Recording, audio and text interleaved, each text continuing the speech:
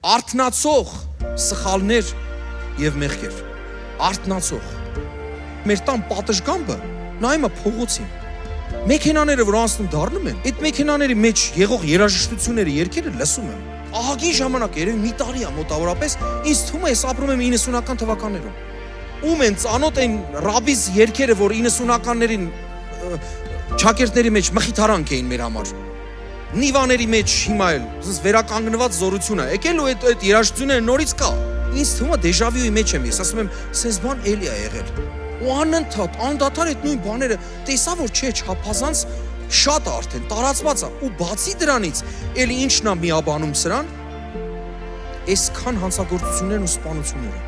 Առանց տեսախցիկներից խորշելու իրար դանակարում են, են էլ երիտասարդներ, են էլ դպրոցներում, ոնց են իրար սպանում ու ինչ պատճառներով։ Անիմաստ պատճառներով, երբ որ լսում ես պատճառները, ապշում ես։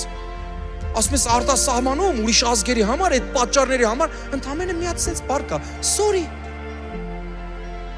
Կամ pardon։ Ստե ինչ pardon։ Անենց բաներ ես լսում, մենակ 90-ականներին լսում էր, որ նման բան կա։ Ու հույս ունենք, որ դա մի օր կավարտվի։ Եկավ մի պահ, ասենց ավարտվեց, հիմա ոնց որ այդ հոգին նորից վերականգնվել է։ Այդ վատ հոգին նորից վերականգնվել է Հայաստանում։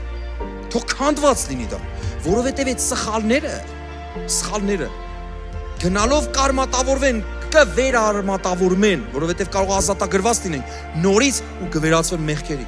Կասես եկեղեցու մեջ ինչի համար ասա քննվում, մեր վրա մեծ պատասխանատվություն կա։ Մենք հոգևորում կանգնենք, աղոթքի կանգնենք, որ այդ հին հոգիները, հին այդ սխալները, հին սովորությունները նորից չկան մտնեն մեր երկրի մեջ։ Մենք մեր աղոթքները պետքա թեժացնենք, մենք մեր դաստիարակությունը պետքա ուժ գնացնենք։ Մենք իրար պետքա քաջալերենք նաև, որ նման բաներ տեղի չունենան։